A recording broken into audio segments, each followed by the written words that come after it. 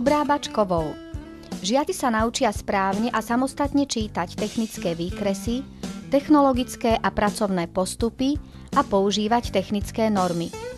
Absolventi sú pripravení vykonávať širokú škálu sústružníckych, frézárskych a brusických prác vo výrobe.